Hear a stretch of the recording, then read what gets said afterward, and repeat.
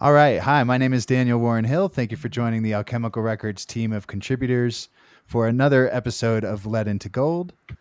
Uh, Let Into Gold is a web series where we discuss industry news and introduce audiences to the issues impacting the local and international music industries and creative professionals around the world. This web series provides a means for indie artists to learn about the many areas that make up the creative scene, as well as a platform for guests to promote their causes. And with us on today's call are the Alchemical Records team of contributors and special guest Thomas Pipolo, aka Pip. Pip has been making waves in the music scene since he launched his crypto crowdfunding campaign in March and raised $20,000 in 24 hours, selling his Backstage Pass NFTs to independently fund his album Cotton Candy Skies, available now. Pip's NFT success caught the eye of former FanDuel CEO Nigel Eccles, which established Pip's recent partnership with Eccles' NFT music platform Vault. Now Pip's fans are able to own an NFT key to his super album Vault, which includes BTS footage on the making of the album, explainer videos for each track, first look music video access, and access inside Pip's new blockchain Web3 record label, Cotton Candy Records.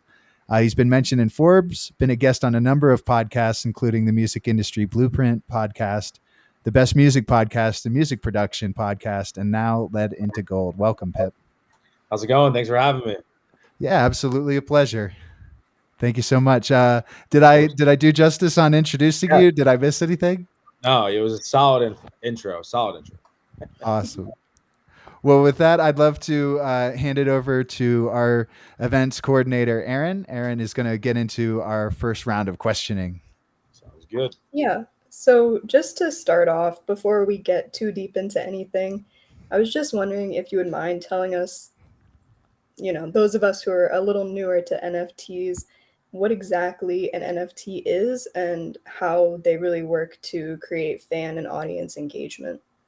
Yeah, I mean, there's so many things. It's like a very loaded question.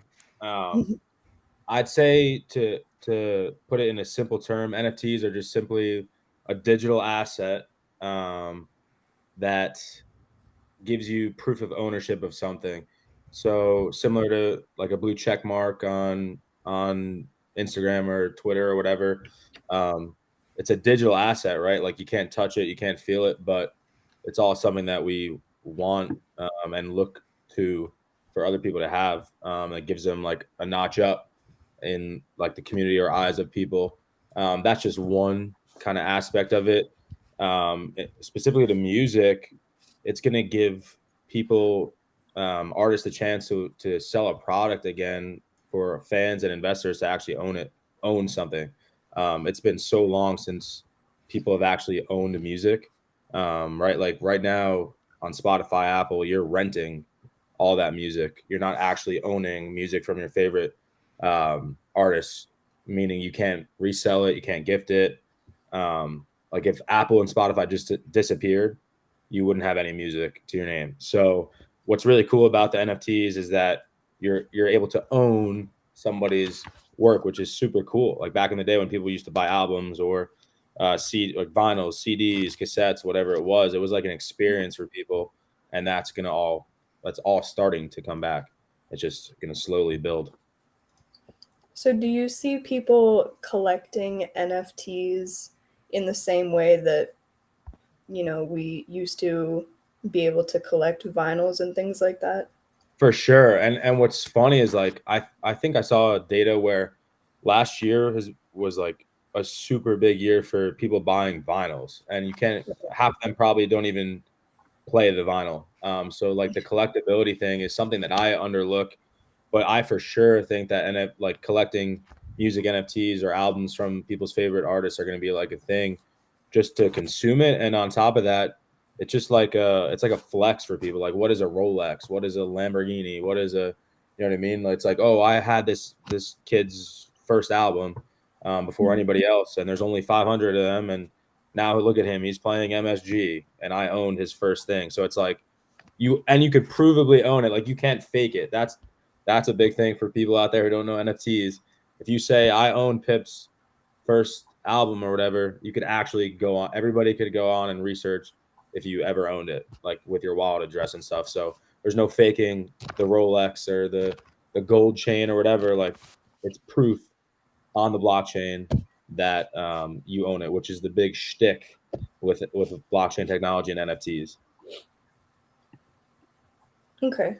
And just like kind of following up on that, you've suggested that NFTs can eliminate the pressure that artists feel obsessing over like algorithms and making groundbreaking art for record labels. And you've also mentioned how NFT income is significantly greater than income generated from streaming platforms. Can you go a little more into detail about that and kind of explain it a little further?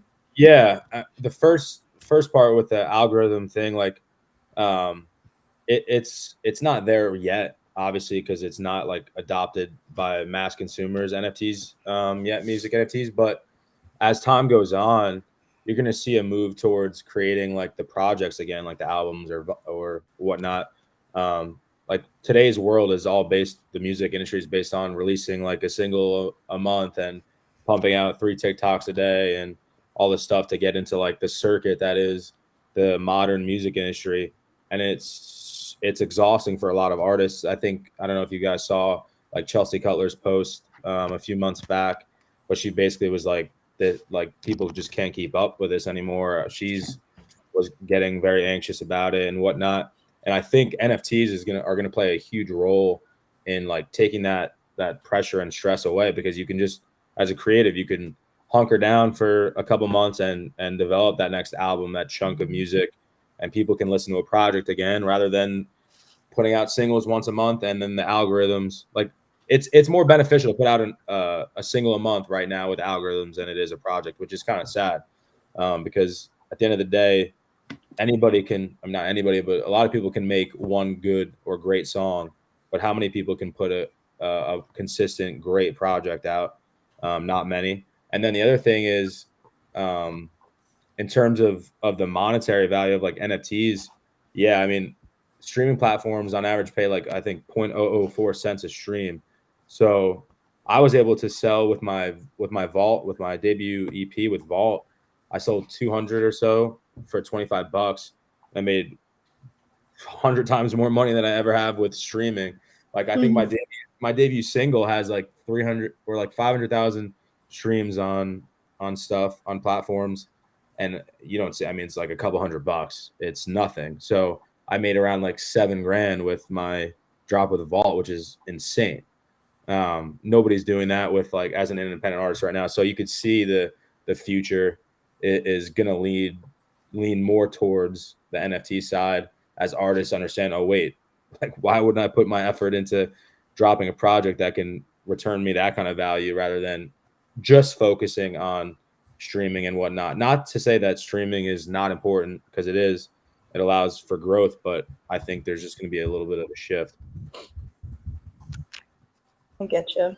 So clearly it sounds good, right? Like, Yeah. and how would you suggest, like, what would be the first step that you would recommend any artist who's looking to get into this to take? Yeah, I would say the first thing I tell everybody is like go on YouTube, or YouTube, and just Google like Gary V NFTs. He's was the biggest reason why I jumped in. He puts out a lot of like very digestible content about NFTs, and specifically he has a couple of videos about music NFTs and how he sees the music industry changing based on the technology. That's like key. You got to put your hours in. It's a steep learning curve. And then 2, I would hop on Twitter. Twitter is like where everything lives in this space, in the Web3 space. And there's a lot of artists on there and just like thought leaders that you can follow and learn so much from. And honestly, like what's so cool about the Web3 space too is that a lot of people are willing to help each other, because it's such a new concept, and they once did not know anything about it as well. So I get DMs all the time that I answer and whatnot. So yeah, I would say YouTube, and then hop on Twitter, follow some people that are doing it, and just reach out if you have questions, because almost everybody's willing to answer them. That's really awesome to hear that it's such a supportive community around it. Yeah, it really help everyone else. So nice. it really is amazing. Like I've made so many friends in the music industry just from Twitter that we finally like wound up meeting each other at all these conventions and whatnot and shows. But we all support each other. We try to retweet whenever we can and buy each other's music, because that's how it's going to grow at the end of the day. It's like we all have to push together to kind of get people to understand that music is valuable. It's worth more than 0.004 cents a stream, whatever the heck it is.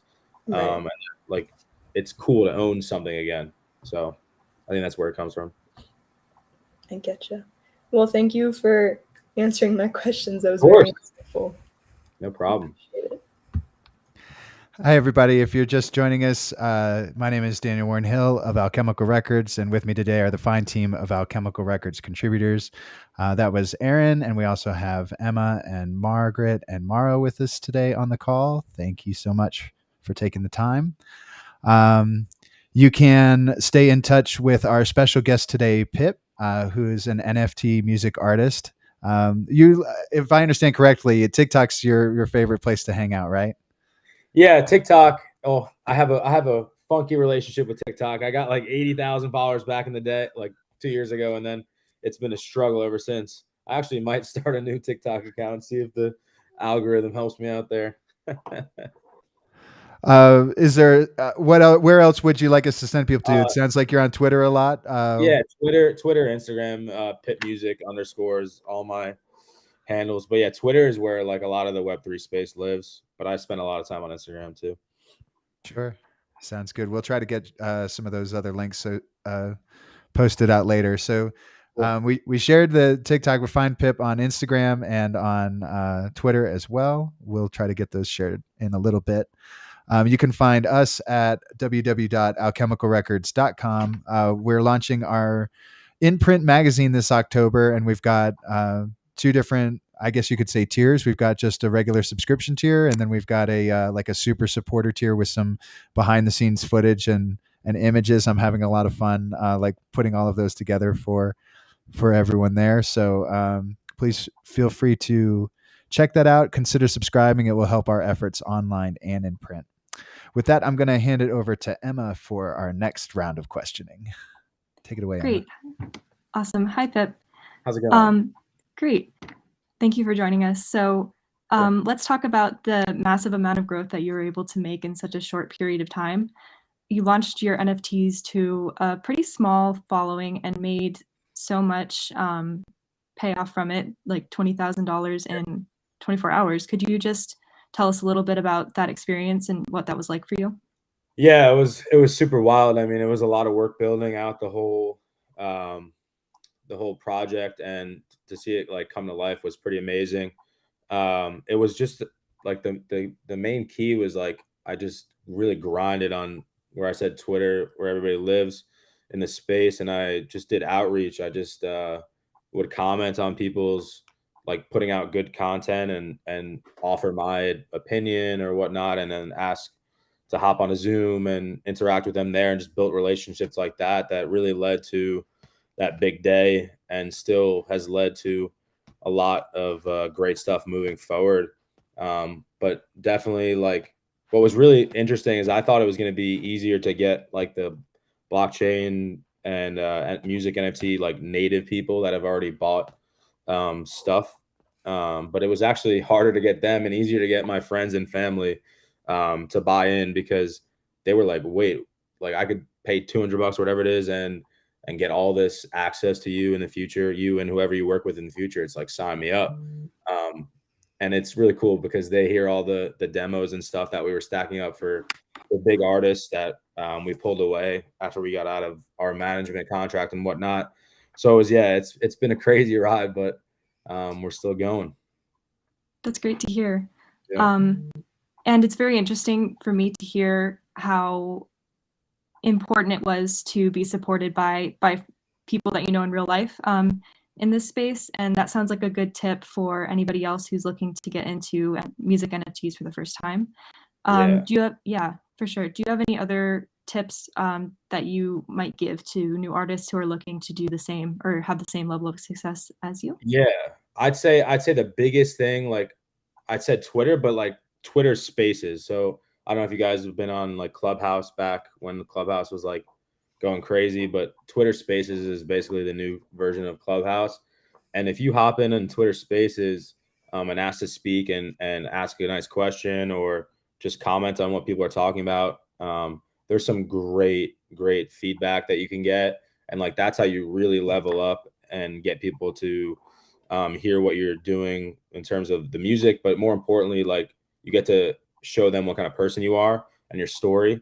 And that's what's really cool about what's going on in the Web3 world is like, I mean, I had people invest like $1,000+ I don't even think they heard the music. They just like heard my story and liked the vision that I had or whatever, and they went and bought like $2,000 worth of music, like NFTs. So I think that's like a big lesson to be learned just in the normal industry. So many people are trying to sell music, like sell their music like with the streaming and stuff. Meanwhile, you really got to sell yourself, which is something that I've really learned, because once people know who you are, they like are way more interested in hearing what you have to say with your music. That's really interesting. It reminds me a lot of what a lot of artists are doing on TikTok right now, with the very intense self-promotion aspect. Yeah. So it's interesting to hear that carries over. Yeah, for sure. It's tiring too. Like, I mean, I don't like doing the self-promotion kind of thing. I'd rather like explain my story and or tell my story and interact with people. And then from there, people are like way more interested in not only like clicking and hearing a song, but like listening to your whole catalog and waiting to hear what comes in the future, which I think is way more important than a passive listener. Right. That's wonderful that you've been able to build a fan base that's very dedicated to learning more about you and to you as a person. That's awesome. It's been amazing. So what was it like partnering with Vault, the NFT music format Vault, to create an NFT super album? And are the artists on your Web3 record label, Cotton Candy Records, being released in the same way with Vault? Yeah, so I'm not sure about how everybody else is going to be releasing their music in the future, but specifically for me, it was an unbelievable experience working with Kara at Vault and Nigel to develop what's never been done with like the super album or whatever, like the digital album concept. It was super cool to like get that process started with the video content. Yeah, it was definitely like pretty stressful with figuring out how like what we should price it at and the supply of it and whatnot. But at the end of the day, I think we chose the right supply. Maybe we would have done less at a higher price. What's crazy is what I've learned. Also, another thing I've learned is like people are willing to spend way more money than you think. It's harder to sell like a smaller priced item than it is the huge price item. Like for instance, like with our like initial crowdfund or whatever that we sold, we had a middle tier of 15 NFTs at like it was like 1.5K at the time, and we sold those out way faster. Like we sold those way faster than we did the bottom tier, which was like for $200. We only sold 50 of the $200, and we sold 15 of the 1.5K, and I'm like, whoa. And it's the same kind of thing. I think the people that are willing to do it are willing to spend way more than you think. So you might as well keep the supply low of these things and the price higher. It's like the super fan kind of thing. It's not right now where music NFTs are. I feel like it's catering more towards the people that are really loyal and want to hear and care about you, rather than like the consumer, like the normal consumer. Do you anticipate that changing in the future once music NFTs really take off? Yeah, for sure. I mean, I think the biggest thing is soon when the technology gets better, you're not even going to know that you're like interacting with NFTs. And I think that's the point at which like it's consumer ready rather than like the high ticket items and whatnot. I think there always will be. I think the biggest thing for the music industry and specifically artists is that there's a whole market that's not being capitalized on with like the super fan aspect. Like if I'm a crazy fan of John Mayer, what's the highest price thing I could get from him that I would like want? maybe like a front row seat, right, or a backstage, but that's at one concert. So I mean, I bet there's something that he could sell for $50,000 that people would buy a countrywide or worldwide backstage pass for every one of his shows or something, and nobody's doing that, and that could be an NFT. So I think there's going to be different levels of it, but yeah, I think it's a little bit away for it to be like consumer ready across the board for like the cheaper aspect of it all. Well, that would be very very interesting to see as that develops, and it's cool to hear about. Yeah. So you still maintain your presence on streaming platforms and social media platforms as well. Could you talk a little bit about how current technologies and NFTs are complementing each other in your strategy? Yeah, that's something that I'm like still really trying to work on. Thankfully, with the team that I have, one of my partners, Ali Sumro, who's a big songwriter on our label, but he's also the COO. He's taken like the Web3 like hat and job right now, while I try to figure out how to really bridge the gap between both sides. And I put my like Web2 marketing hat back on, and it's a super hard game. I feel like I'm playing the lotto when I'm making these TikToks and whatnot. But I don't think right now, to answer your question, like there is a great way to blend both technologies. I think for me, the way I think about it is if I grow on the streaming platforms, hopefully I gain some potential like super fans, and then I could kind of educate them on how to get more access to me by buying with the NFTs and whatnot. So that's where my focus is. Yeah, I think that sounds like the most the strategy that makes the most sense at the moment with where it's at right now. Yeah. Yeah. Do you have any thoughts on how those streaming technologies might become more interwoven with NFTs in the future, or do you see NFTs winning the battle in the end? Yeah, I mean, I think you're gonna see. I think you might see like a streaming platform that uses NFTs, like that a new one arise and take a lot of the market share away from the normal ones that we see today. But at some point, right, like Spotify and Apple Music is gonna have to get more competitive with their pay out to artists. And I think that just is going to happen over time as more artists realize, like, why wouldn't I just release my music for like a big art, especially the big A-list artists? I mean, they're crazy not to release their stuff as NFTs, and you could accept credit cards and whatnot because they could literally get 100% of the revenue. They don't have to get millions and millions or billions of streams to make money. I mean, they are making crazy amounts of money, but they could be making crazy amounts of money if they sold it as NFTs and captured like the album aspect again. Yeah, it's crazy to think about back in the day, like the artists like Michael Jackson and whatnot, how much money they made when they were selling albums for $16 a pop. Now you have to get 1 million streams to make $4,000 and whatnot. After you pay your label and your manager, you're left with like nothing. So yeah, I think there's going to be a huge move back to like the way the old industry was.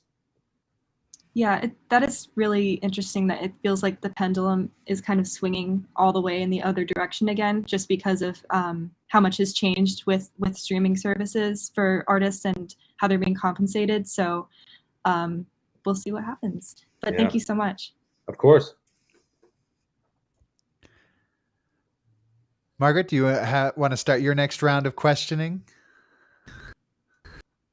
Yeah, that's good. Hi. How's it going? So just talking about how to get involved, new advice you would have against artists looking to import these. Where would I, like, how would that process even look like? You broke up. I couldn't hear the full question. Anybody hear the full question? I couldn't hear the full question. Am I working now? Yeah, just it's a little bit choppy, Margaret. Oh, I'll try to say it again. So concerning advice for new, I'm an experienced artist looking into NFTs? Where and what would that process look like? Yeah, I think I think the biggest is hopping on YouTube and Twitter. YouTube, like Gary Vee, he has so many digestible. I say Gary Vee all the time. I'm like a huge Gary Vee fan, but he has so many digestible video clips on YouTube that anybody can understand. Like my dad can go that's doesn't know anything about NFTs and be like, oh wait, that makes total sense. That's like the biggest thing, and you really have to put in like so many hours of research and time with podcasts and YouTube videos to really get over that like hurdle, because it literally is like Chinese until it clicks. It's like, oh wait, this makes like so much sense. Yeah, it really does seem like you research a lot before you can really understand it. Yeah. Earlier about Twitter and NFTs, you might need to know or be a music-based NFTs or to this process that people don't. I think the question was about Twitter. Sorry, Margaret. Yes, Margaret. It's a little broken up. I'll ask or re-ask the question for you. re-ask I don't the want to mess you up. You had spoke earlier about Twitter and the supportive community, and so is there anything else that like consumers maybe need to know? Nuances that people might not understand about purchasing this technology? Yeah, I mean, I would try to go I would use a platform like Vault where you don't necessarily need to use cryptocurrency to get in like to these things, because I think that's what scares the most people. Because that's like a whole learning curve in itself, how to set up a wallet and how to purchase it on a platform. It's like the technology is not there for it to be like for everybody. So like people get so scared about that, and I don't blame them.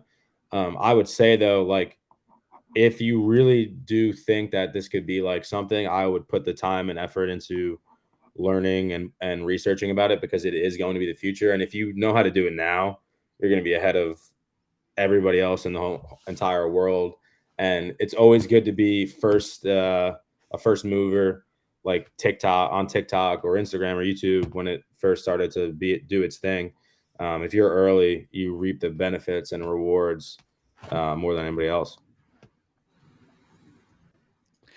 If I could proffer a follow-up there, I think one of the things I'm interested about is there seems to be this ongoing like access, to these albums. So like you release an album and you can continuously put stuff back into it.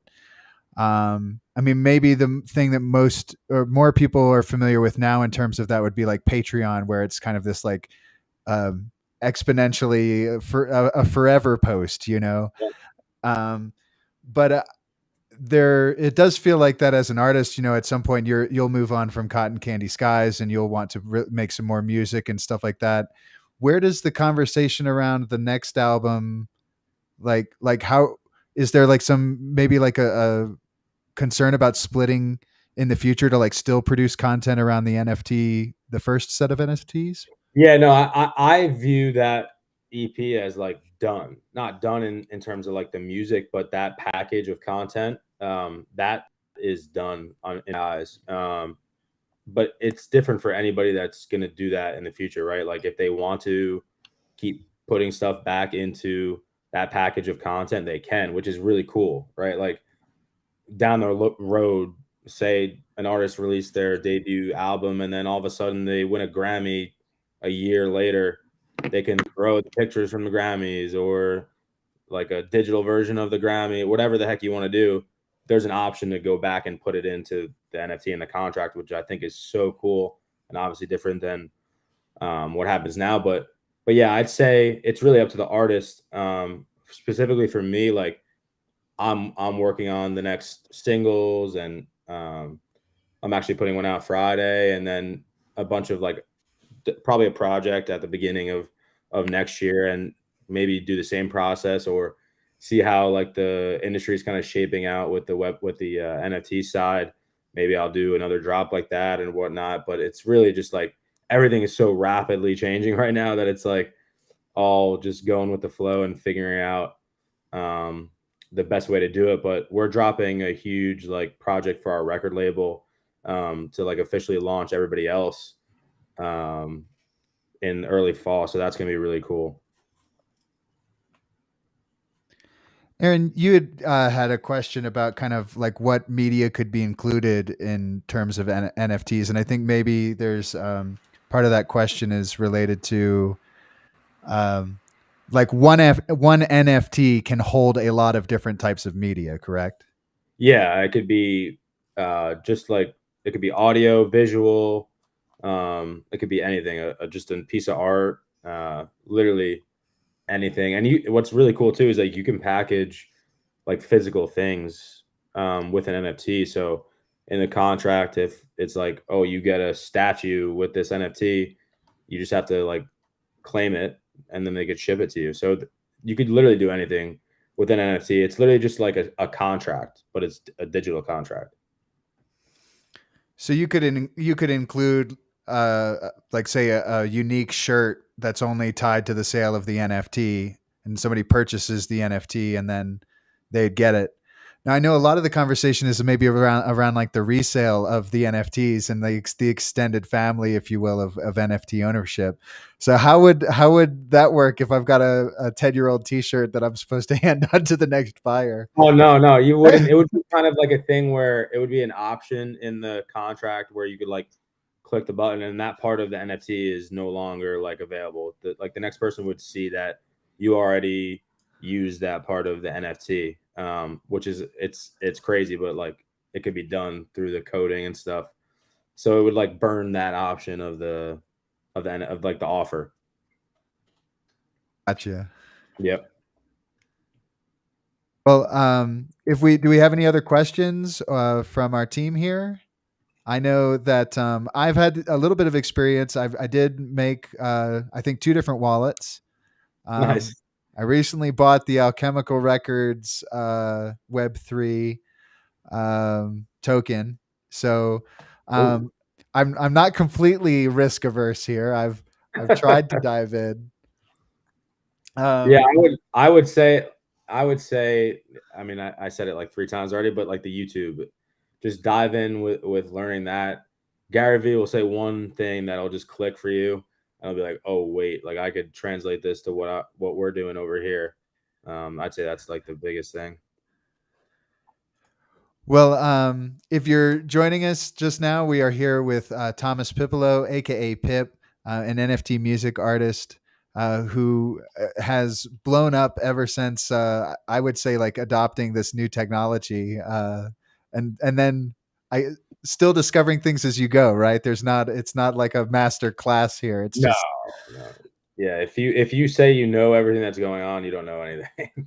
So it's constantly evolving and changing, and I'll be I study up all the time anyway. So I think that's the key, just in life in general, but especially in this NFT space. awesome. Well, thank you so much for joining us tonight. If we have no more questions, I'll 3, 2, 1, last minute. Okay. Well, I definitely appreciate you for taking the time to be with us on this call tonight, and we want to be able to send everybody out to take a look at the rest of the artists on your label. So I know that your website is pipmusic.xyz and it's cottoncandyskies.xyz as well, right? No, not for the record label, it's cottoncandymusic.com. So you'll be able to see like the roster of artists and songwriters and stuff that we have. Yeah, you could check everybody out there. Everybody's linked, and their little bios is under roster. We have a little bit of time. Do you want to take a little bit to talk a little bit about the roster before we close out the night? Sure. So the first person I'd say is a DJ producer, 2 a.m. He is a super talented, like versatile producer. He can produce anything from hip hop to EDM. He was actually signed with me to the big manager that we were writing, producing for big artists until we got out of that. I've been releasing music with him for the past year and a half or two. He's the first guy. And then we have Carter Smith, who's a country singer down in Nashville. I actually played college baseball with him. That's how I know him. But he's tearing it up down there. He's about to really, like, I think he has like top radio quality country music. So that's gonna be really cool to see. And I think Nashville is a prime spot for like this technology to take off, because that's like the prototype for like starving artist kind of thing. We have Olivia DuPont, who's a songwriter out of Nashville. We have Jake Eckhouse, who's also a songwriter and one of the co-founders of the label, out of New York City. Ali Sumro, I think I mentioned his name before. He's a songwriter as well. We have two hip hop artists, LQ and Blix, also out of New York, that are super, super cool. They're more like the old school kind of rap, which I personally love. Like, you can understand every lyric they say and whatnot. I can't wait for them to release their music. I feel like we got DJ and producer Chosen, another super, super talented and versatile producer. Yeah, I think that's it. But and then Emmy, last but not least, Emmy. She's a female pop and R&B singer out of Nashville as well. She's got an incredible voice. Her voice sounds like Ariana Grande, which is, I know, high praise, but like it actually does. So go check out her music. She doesn't have a lot out, but she's going to be putting out a bunch of stuff, and she's an amazing writer as well. Anybody else kind of releasing NFTs that's hot in the music space that we should check out? That's not Cotton Candy Records. Yeah, I mean, I don't have anybody specifically. I mean, I would go check out, to learn a little bit more, I would check out Sammy Arriaga.